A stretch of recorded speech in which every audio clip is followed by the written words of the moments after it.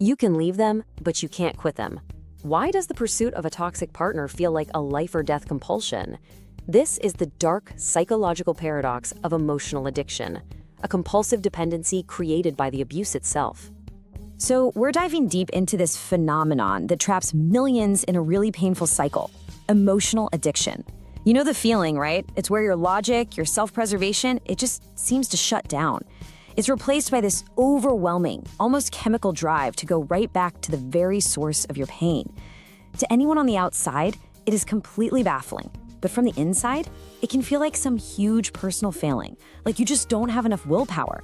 But here's the thing, what if it's not a failing at all? What if it's actually an engineered dependency? In this deep dive, we're going to dismantle that mechanism piece by piece to figure out how a person can become, literally, a neurological addiction for someone else.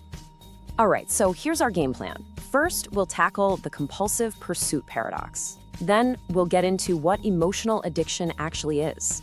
After that, we'll break down the main mechanism, the high-low hijack. Then we'll look at the psychology of it all, relief versus control. And importantly, we'll cover the path to detox and wrap up with choosing peace over chaos. Okay, so first up, the compulsive pursuit paradox. We really have to start by acknowledging the core conflict here. On one hand, you have your logical brain. It sees all the red flags, it remembers all the pain, and it knows that this relationship is just toxic. It's that voice in your head screaming, "Get out, this isn't healthy, this isn't love." But then there's this other force, a powerful, almost primal pull back to them that feels impossible to fight. It's not just a simple contradiction, right? It's the main symptom of the very brain hijack we're about to break down. So that leads us to the big question, doesn't it? What is it that turns a toxic relationship into an actual neurological addiction? How does a connection with another person manage to completely bypass our rational mind and wire itself into our brain just like a drug? Well, the answer isn't about fate or some grand romance. It's all about brain chemistry and conditioning. And to really get it, we've got to start by calling it what it is. Okay, let's define this thing. And just to be clear, when we use the word addiction, we're not being metaphorical. It's a real, documented psychological state. And you know what? Just recognizing that this is a real condition is a huge first step in getting rid of all the shame and confusion that comes with it. So here's the clinical take. Emotional addiction is a compulsive chase for a relationship that gives you these intense highs and lows. But the most important part, the part you really have to hear, is that it mirrors the neurological pathways of substance abuse. Let that sink in. The cravings, the withdrawal, the out-of-control behavior. It's not like a drug addiction. It's happening in the exact same parts of your brain. This has nothing to do with being weak or loving too much. It's about your brain's reward system being straight up hijacked. And it's almost always caused by a very specific, very predictable pattern. And this addiction, it's not random. It's usually manufactured by something called the narcissistic abuse cycle. It all starts with the idealized phase. You're put on a pedestal, showered with affection, promised the world. That's what hooks you. Then it shifts to devalue. Suddenly there's criticism, they pull away, and you're left confused and anxious. Next up is the discard. They abandon you or threaten to, and it sends you into a total panic. And just when you think it's over, here comes the Hoover. They try to suck you right back in with that same love bombing from the start. This whole cycle, it's the perfect recipe for creating an addiction. Here's what's so wild about this cycle. Its power isn't just emotional, it's biochemical. The bad parts, the devaluing and discarding, they flood your brain with stress hormones like cortisol. Your body's in a constant state of alert. But then, when they come back and offer that relief, your brain gets this massive euphoric hit of dopamine, the feel-good chemical. That chemical cocktail is the engine driving this whole thing. And this is so important, you're not addicted to the person. You're addicted to the roller coaster of pain and relief that they control. So that brings us to the absolute core of this, the high-low hijack. This is where we break down exactly how your brain's reward system gets taken over. We're going to look at how one person can become the sole dealer of a chemical cocktail your brain gets tricked into thinking it needs just to function. It really happens in 3 steps. First, the manipulator creates chaos. A big fight out of nowhere, a crazy accusation, or they just go cold on you for no reason. This cranks your stress and anxiety way up. Then, step 2, the sudden reward. Out of the blue, you get a huge apology, a dramatic romantic gesture, or they're suddenly treating you like they did in the very beginning. It's not a gentle makeup, it's a massive swing. And that swing is what triggers step 3, a huge dopamine spike. The relief feels amazing, but only because the pain before it was so awful. And your brain, it remembers that feeling as one of the best things ever. Now, logically, you'd think after going through this a few times, your brain would say, nope, stay away from that. But it does the exact opposite. It starts to crave it. So what's going on? Why does this cycle create a compulsion that's so powerful it just overrules all logic? Well, the answer is a really powerful concept from behavioral psychology. And here's the answer. It's called intermittent reinforcement. This is, hands down, the most powerful way to create compulsive behavior. It's the exact same reason slot machines are so addictive. See, a reward is most powerful when it's unpredictable. If you knew a slot machine paid out every 10 pulls, you'd probably get bored. But because you have no idea when the win is coming, your brain gets hooked on pulling that lever, always chasing the next possible payout. So in these relationships, the manipulator is basically a human slot machine. Their affection, their approval, that moment of peace, that's the jackpot. And they hand it out on a totally random schedule.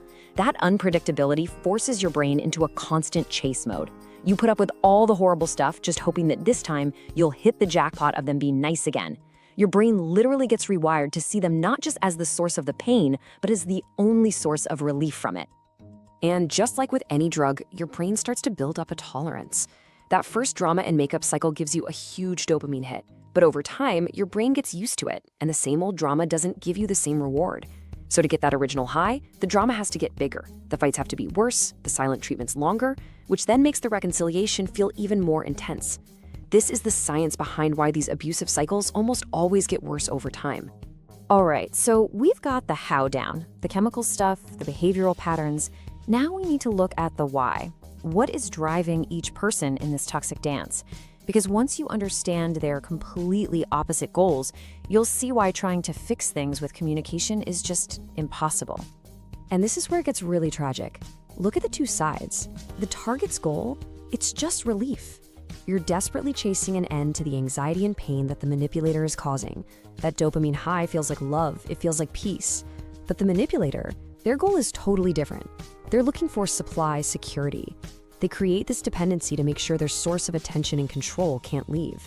They actually need you to be a mess to feel dominant. So you have one person fighting for peace, and the other manufacturing chaos to stay in control. This whole dynamic is a textbook case of operant conditioning. Your brain learns a very simple but very dangerous lesson. Whatever you were doing right before you got the reward is what you should keep doing. And in this case, what were you doing? You were enduring the abuse. You were tolerating the chaos. You were staying. So when that reward, that moment of peace finally arrives, it powerfully reinforces the decision to stick around. Your own brain gets tricked into believing that this insane roller coaster is what a deep connection is supposed to feel like. Okay, we've done a lot of analysis. Now let's talk about empowerment, because understanding all this is crucial, but it's not enough to actually break free. The addiction is real, but you absolutely can manage it. So how do you cut off the supply? How do you break the chemical cycle and start to detox your brain? Well, this part takes a real no-compromise strategy. The detox really boils down to 3 critical steps, and they are non-negotiable. First, acknowledge the addiction. You have to start calling that desperate feeling what it is. It's not love, it's not a sign, it's a withdrawal symptom. That mental shift changes everything. Second, strict no contact. This is the actual detox. You have to cut off the source of the drug, period. You can't just cut back. Any contact just starts the cycle all over again. And third, rewire your reward system. This is the long game, the real recovery. So let's talk about that third step, rewiring your reward system. This is where you do the work to heal. It's all about replacing that chase for chaos with a steady source of your own inner peace. Start by documenting the abuse. Write it all down. It solidifies reality and stops you from only remembering the good times. Then bring in stable, self-soothing things, exercise, meditation, getting outside. Find people who are predictable and calm to be around. And practice things like mindfulness to learn how to regulate your own nervous system. Essentially, you're teaching your brain that peace is the new normal, not chaos.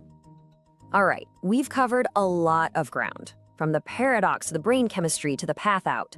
Let's pull it all together for the final takeaway. Because this is about more than just getting out of a bad relationship. It's about reclaiming your brain and your right to a peaceful life. Look, If there's only one thing you remember from all of this, please let it be this. You are not weak. You are not broken. Your brain was chemically conditioned. That powerful pull you feel has nothing to do with your character. It's proof of how powerful this conditioning is. And just understanding that, that's what frees you from the shame that keeps so many people stuck. So just remember the formula, the core mechanism. Intermittent reinforcement plus those massive dopamine spikes equals a compulsive chase for relief. That's it. That's the trap. And it's so important to get that you weren't chasing the person, you were chasing the chemical fix for the pain they were causing. So when you strip it all down, what have we learned? Emotional addiction isn't a character flaw. It's a neurological dependency built by a toxic cycle. We've seen the pattern, that intermittent reinforcement with its dopamine spikes forces a compulsive, desperate chase for relief. But here's the beautiful part. Understanding the mechanism is how you break the loop. When you see the game, you can finally refuse to play. By going no contact, you cut off the supply.